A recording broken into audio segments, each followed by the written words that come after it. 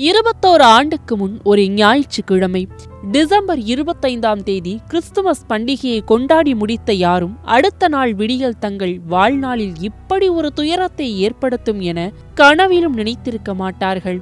2004ஆம் ஆண்டு டிசம்பர் 26ஆம் தேதி ஞாயிற்றுக்கிழமை இந்தோனேஷியாவின் சுமத்ரா தீவில் உள்ள கடல் பகுதியில் அதிகாலை வேளையில் திடீரென நிலநடுக்கம் ஏற்பட்டது. இந்த நிலநடுக்கம் 9.1 முதல் 9.3 ரிக்டர் அளவிற்கு பதிவானது. இதன் காரணமாக ஏற்பட்ட சுனாமியால் சுமார் இந்தோனேஷியா, இந்தியா, இலங்கை, தாய்லாந்து, சோமாலியா, மடகாஸ்கர், தான்சானியா, மாலத்தீவு என 14 நாடுகளுக்கு மேல் பாதிக்கப்பட்டது.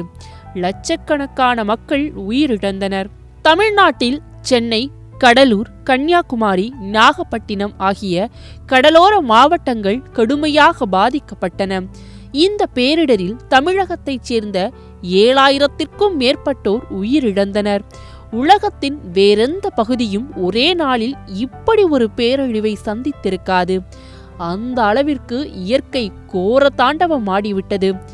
பாதிக்கப்பட்ட மக்களுக்காக தமிழக அரசுடன் கைகோர்த்து சர்வதேச தொண்டு நிறுவனங்களும் பல்வேறு நிவாரணப் பணிகளை மேற்கொண்டன. என்றாலும் பாதிக்கப்பட்ட மக்கள் இன்றளவும் உறவினர்களை இழந்து வேதனையிலிருந்து மீள முடியாமல் தவிக்கின்றனர். சுனாமி தாக்கி இன்றுடன் 21 ஆண்டுகள் கடந்துவிட்டன. இதையொட்டி சென்னை தொடங்கி கன்னியாகுமரி வரை பாதிக்கப்பட்ட மக்கள் நினைவிடங்களில் மலர் வளையம் வைத்து மெழுகுவர்த்தி ஏற்றியும் இந்த நாளை கருப்பு தினமாக அனுசரித்து வருகின்றனர்.